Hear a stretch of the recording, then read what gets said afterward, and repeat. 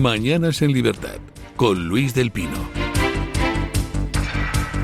El juez del caso Begoña cita a Pedro Sánchez como testigo e imputa al rector de la Complutense. Peinado, que investiga el caso de corrupción en el entorno de la mujer del presidente del gobierno, llama en calidad de testigo a Pedro Sánchez.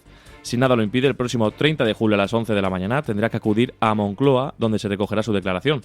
La decisión del instructor se produce después de que la acusación popular, liderada por Hazte Oír, Lustita, Europa y Vox, lo pidiese el pasado viernes. Así lo explicaba José Antonio Fuster, el portavoz nacional de Vox. Ahora Vox ha logrado, y ustedes lo saben, que Sánchez, el presidente Sánchez, sea llamado para testificar en el caso. A ver quién se atreve a decir ahora que hay una pinza entre el Partido Socialista y Vox. ¿Quién se atreve? No descansaremos hasta desalojar de la Moncloa al clan corrupto y que paguen ante los tribunales. Bueno. Pues la situación es la que es. La realidad objetiva es la siguiente. Hay un partido, Vox, que está persiguiendo a Begoña Gómez y a los que pudieran haber cooperado con ella, y también a Pedro Sánchez en los tribunales. Hay otro partido, que es el PP, que teniendo mayoría absoluta en el Senado, ni siquiera se digna a llamar a Begoña Gómez a declarar en la comisión de investigación del Senado, porque dice Feijóo que no es su estilo. Ahora háganse ustedes la pregunta. ¿Quién de los dos está defendiendo a los españoles? ¿Vox persiguiendo en los tribunales a Begoña Gómez y a su marido jefe? ¿O el PP negándose a llevar a la comisión de investigación del Senado a Begoña Gómez y a Pedro Sánchez? Porque a Pedro Sánchez le habían citado para julio, pero luego han dicho, bueno, lo retrasamos para septiembre. Y en septiembre, pues Dios dirá. ¿Quién está defendiendo a los españoles? ¿Quién está haciendo oposición a Pedro Sánchez? ¿Quién está intentando que este país de una vez empiece a levantar cabeza y se deshaga de tanto golfo, tanto corrupto y tanto anti-español? Pues hombre, yo tengo clara esa respuesta. No es solo Vox quien está persiguiendo en los tribunales a Begoña Gómez y al hermano de Sánchez. Hay otra gente que lo está haciendo. Por ejemplo, Hazte Oír. Por ejemplo, Manos Limpias. Todos ellos, pues hombre, merecen crédito por lo que están haciendo.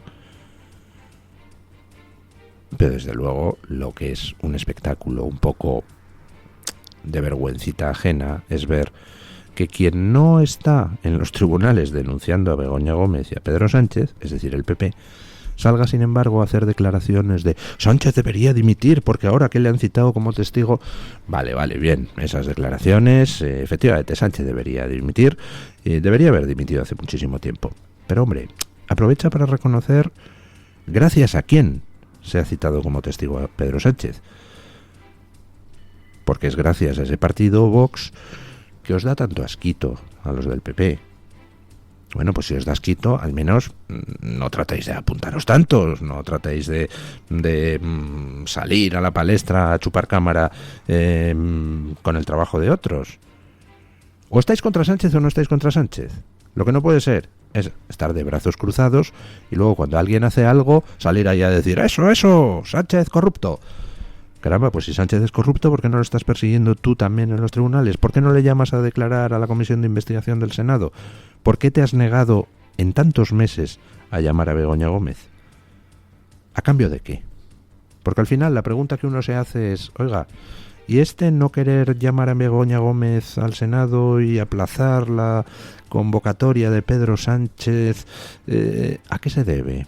¿Es un hoy por ti y mañana por mí?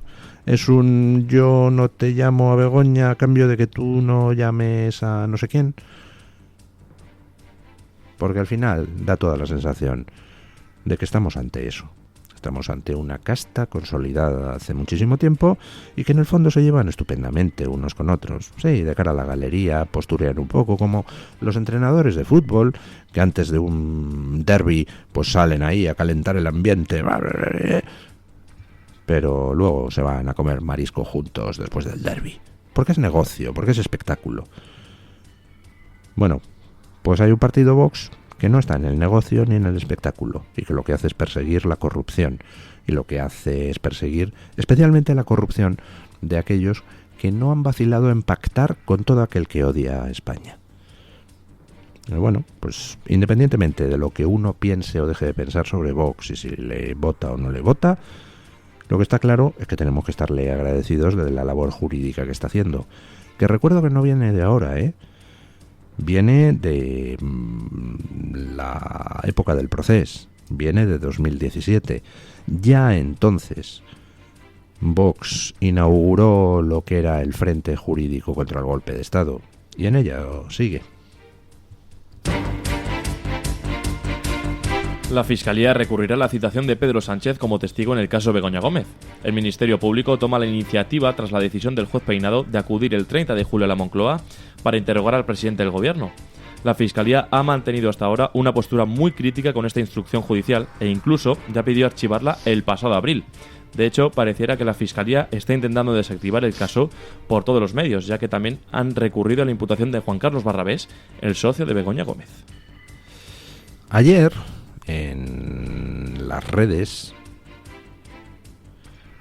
Herzog, el abogado, pues hacía una pregunta como profesional, que es del derecho. A ver, compañeros abogados, ¿vosotros recordáis en todos vuestros años de carrera profesional que la Fiscalía se haya opuesto alguna vez a la declaración de un testigo? Lean ustedes su tuit y las respuestas. Eso sí que es inusual. La Fiscalía pues a veces se opone a que no se quiera acordar una cierta diligencia. A ver, la Fiscalía a veces se opone a que no se quiera admitir una cierta prueba o a que se admita una cierta prueba, pero declaraciones de testigos es rarísimo que la Fiscalía se oponga a que un testigo declare. De todas las respuestas que he visto al tuit de Herzog, solo había una donde uno decía que recordaba una vez que la Fiscalía se opuso a la práctica de una prueba pericial. Pero no es normal que la Fiscalía se oponga a que declare un testigo. ¿Por qué se habría de oponer? La Fiscalía está para tratar de dilucidar la verdad. En otros países los fiscales tienen la obligación exclusivamente de perseguir, de como sea conseguir la condena. En España no, en España la Fiscalía tiene la obligación de contribuir al esclarecimiento de la verdad, lo cual requiere perseguir al delincuente, pero no perseguir al inocente, y proteger los derechos de las víctimas. Lo cual quiere decir que en nuestro sistema jurídico, en nuestro ordenamiento jurídico, no existe ningún motivo racional para que la Fiscalía se oponga a que un testigo declare.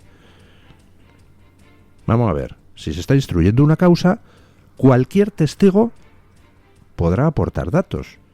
A favor, en contra, medio pensionistas, como sea, pero cualquier testigo podrá aportar datos. ¿En qué condiciones se podría la Fiscalía oponer a que un testigo declare? Es absurdo. La Fiscalía, bajo Álvaro García Ortiz, ese lacayo de Pedro Sánchez que esperemos que pronto le imputen en el Supremo, la Fiscalía se ha transformado en un órgano político. Ya no está ejerciendo sus funciones dentro del orden jurisdiccional. Ahora mismo la Fiscalía está defendiendo los intereses políticos de Sánchez, saliéndose completamente de lo que es su forma normal de trabajar. No hay ningún argumento racional por el que la Fiscalía pueda oponerse o deba oponerse a que un testigo declare. Si a la Fiscalía le parece que el testigo es irrelevante, pues bueno, pues no le haces preguntas. Si a la Fiscalía le parece que el testigo está mintiendo, pues oiga, pida al juez que deduzca testimonio. Pero que se niegue a que un testigo declare. ¿Qué argumento racional hay? Ninguno. Lo que hay es argumento político. Estamos aquí para servir al señorito, que es Pedro Sánchez. Y a eso vamos. Y estamos aquí para proteger al señorito, que es Pedro Sánchez. Bueno, pues es una demostración más de que Álvaro García Ortiz ha pervertido la Fiscalía hasta extremos nunca conocidos. Está arrastrando por el fango el prestigio de la Fiscalía, igual que Tezanos ha arrastrado por el fango el prestigio del CIS, igual que el presidente del Constitucional, Cándido Conde Pumpido, ha arrastrado por el fango el prestigio del Tribunal Constitucional. Todo lo que toca Sánchez termina arrastrado por el fango generado por el propio Sánchez. Y hablando de fango, hablando de bulos, escuchen esta historia tremendamente peculiar, porque se aprende mucho sobre cómo es nuestro sistema político. Ernest Maragall se ha dado de baja de RC por el asunto de los inflamantes carteles sobre el Alzheimer. El político lo ha anunciado en una rueda de prensa este lunes en la sede del partido.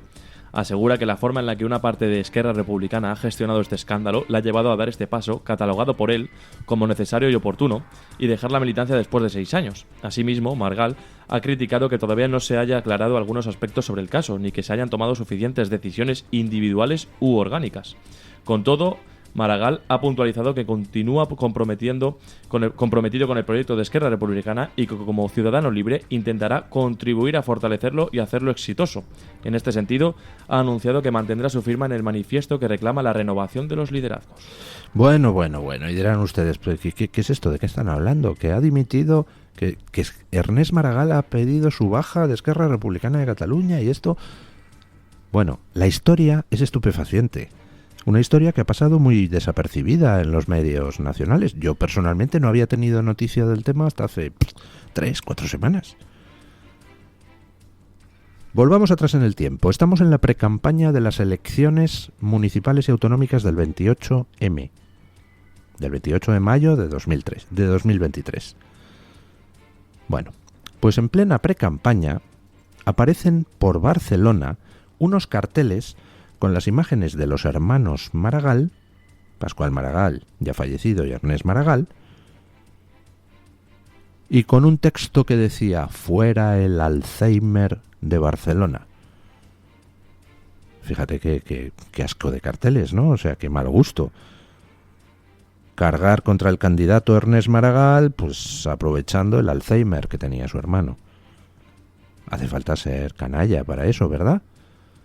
Y lógicamente, pues inmediatamente se puso en marcha la operación de fijaros cómo atacan con semejante basura a nuestro candidato.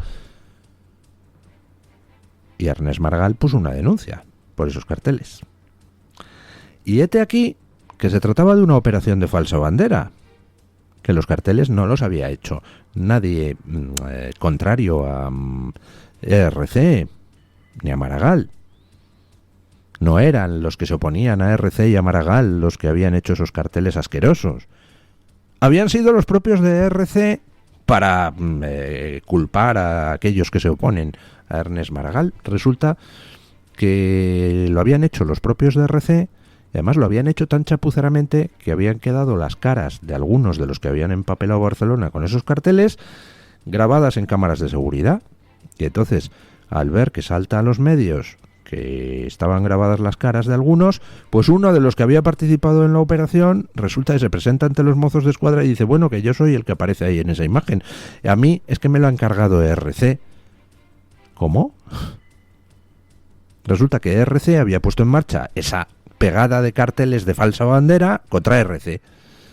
Y había pagado a uno 100 euros, a otro 50, a 3 chavales para que llenaran Barcelona con esos carteles. Bueno, el follón, imaginen ustedes, monumental, porque claro, ¿quién demonios había dado esa orden en ERC?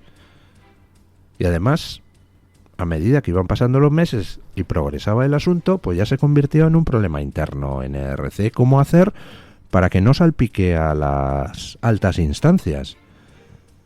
Porque claro, poner en marcha este tipo de campañas asquerosas, usando el Alzheimer, pues en fin, queda un poquito mal, ¿verdad? Y entonces ponen en marcha en ERC esa campaña para establecer cortafuegos y bueno, al final ha terminado todo saltando por los aires porque el tío al que pretendían cargar el mochuelo ha sacado conversaciones que había grabado a sus compañeros de partido, donde se reconoce toda la operación y se reconoce que hay que poner un cortafuegos y todo eso. Al final resulta que en RC todos sabían lo de la operación. Quizá no al principio, pero después de realizada la operación, la información de que había sido, que es que hemos sido nosotros, terminó llegando hasta las más altas cumbres del partido. Terminó llegando incluso al propio Pere Aragonés. Posiblemente terminó llegando a Ernest Maragall, porque al final terminó retirando la denuncia. Y ahora resulta que al tío que ha filtrado los audios de esas conversaciones internas, pues lo han expulsado por poner información confidencial a disposición de los medios, información confidencial que él filtró pues para protegerse, porque le pretendían cargar el mochuelo a él. Total, que está pringao un exconsejero de la Generalidad, que al parecer era el que había dado la orden de poner los cortafuegos. Estaban pringados varios cargos intermedios, que son los que pusieron en marcha la operación de falsa bandera. Ahí todos sabían lo que había hecho RC, pero se callaron. Bueno, hay un expulsado del partido, que además dice que va a poner denuncias al partido porque él no tiene responsabilidad ninguna. Y ya pues ha llegado el hedor hasta tal punto que Ernest Maragall ha decidido pedir la baja de Esquerra Republicana de Cataluña. 2 lecciones a extraer del asunto. Primero, ¿cómo es posible que este asunto pasara tan desapercibido en los medios nacionales? Imaginen que esta especie de basura hubiera pasado en, yo qué sé, el PP. Sería portada un día sí y otro también. Segundo, fíjense cómo está el panorama patrio, que un partido como RC se permite hacer operaciones de falsa bandera poniendo carteles contra Ernest Maragall asquerosos cuando era su candidato.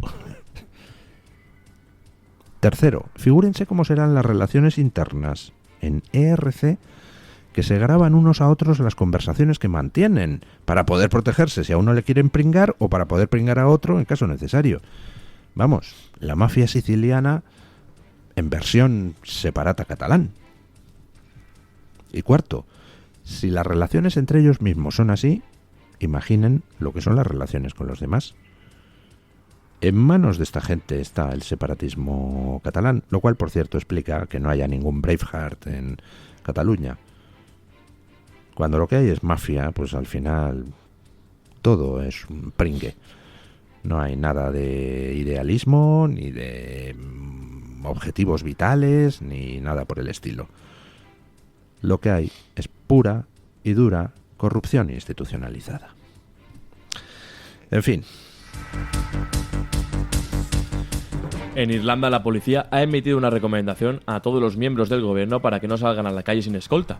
Tras registrar un aumento significativo en las protestas y manifestaciones contra estas políticas, la policía irlandesa recomienda a los gobernantes que vayan con protección policial. El motivo es el aumento de la tensión en los barrios en los que se han instalado centros de acogida de inmigrantes.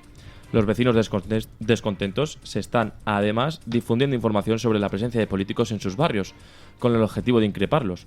Y es que la situación se ha vuelto tan tensa que la policía irlandesa teme por la seguridad de los políticos, ante el riesgo de que puedan ser linchados en las calles.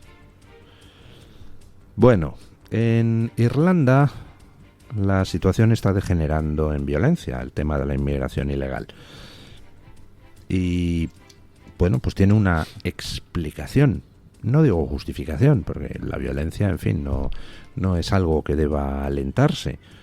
Pero tiene una explicación. Si tú en un pueblo de 150 habitantes pretendes meter un centro con 280 inmigrantes ilegales, pues hombre, la gente del pueblo puede sentirse quizá un poquito molesta, ¿no? Y lo mismo está pasando en otros pueblos de Irlanda. Y se están produciendo protestas bastante violentas, con quema de vehículos, quema de uno de esos centros de detención, de esos centros de acogimiento que se estaba construyendo, y resulta que la policía irlandesa ha detectado que los vecinos de los pueblos afectados están organizándose por redes sociales y transmitiéndose en tiempo real la información de ¡ojo! Que tal político de los que nos están aquí trayendo los inmigrantes ilegales va a pasear por no sé qué pueblo, va a hacer una gira electoral por no sé qué pueblo, y entonces se presentan allí a increpar al político, y la policía irlandesa ha emitido la recomendación de que no salgan por ahí sin escolta, porque está degenerando hacia situaciones quizá proclives a la violencia contra los políticos.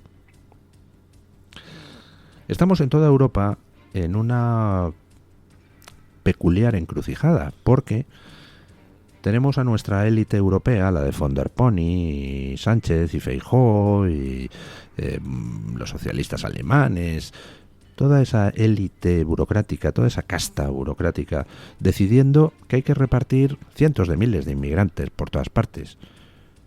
Pero eso sí, resulta que lo que ponen en marcha son mecanismos por los cuales algunos se forran, sobre todo en ciertas ONGs, pero nadie se hace responsable de las consecuencias.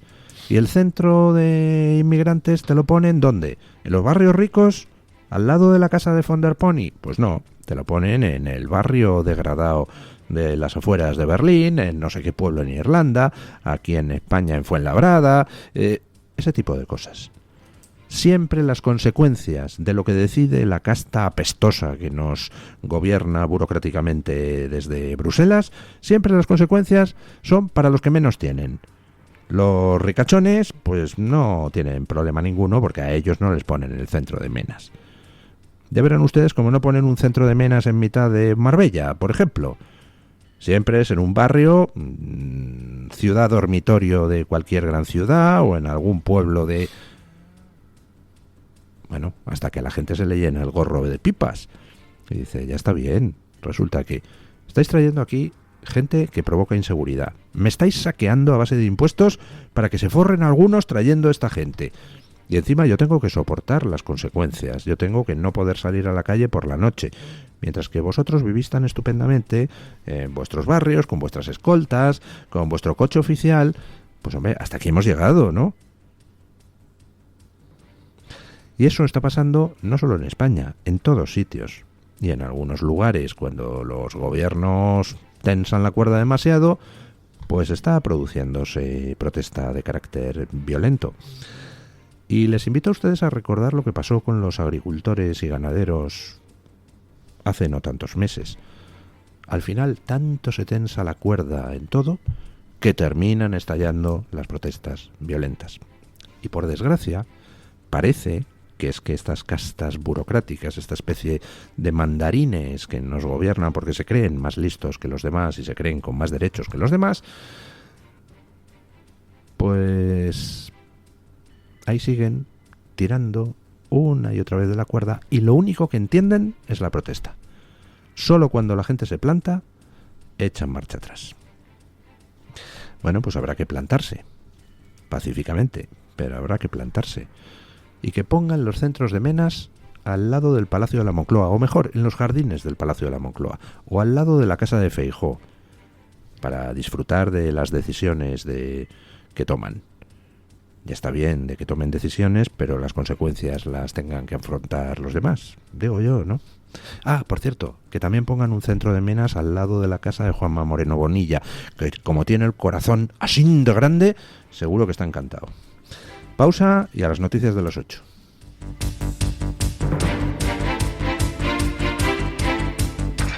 Perdón, no pausa y a las noticias de las 8. Vamos con doña Rebeca Crespo para que nos cuente qué trae hoy la Gaceta en portada. Estoy yo un poquito de la olla con tanta intensidad informativa. Buenos días, doña Rebeca. ¿Qué tal? Muy buenos días, don Luis, y feliz martes para todos los oyentes de Mañanas en Libertad.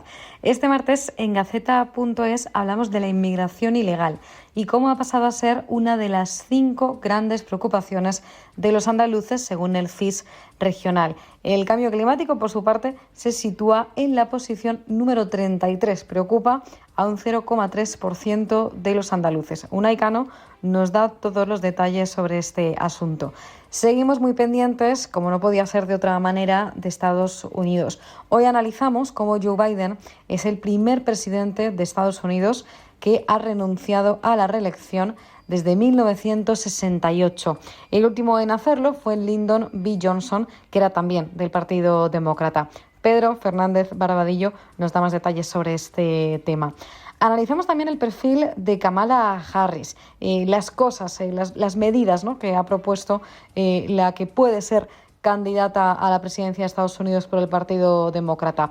Medidas como las políticas de cuotas, los bajos índices de popularidad que tiene y una desastrosa gestión como vicepresidenta. Carlos Esteban nos habla sobre este tema. En Estados Unidos también hoy nos vamos a New Hampshire, porque el gobernador republicano de este estado va a prohibir a los atletas transgénero participar en competiciones femeninas y se suma así a casi la mitad ya de estados del país que han adoptado medidas similares. Como siempre, recomiendo las columnas de opinión que este martes están firmadas por Hughes, Esperanza Ruiz y José Javier Esparza. Muchísimas gracias, don Luis, y feliz martes para todos. Muchísimas gracias, doña Rebeca. Breve pausa y a las noticias de las 8.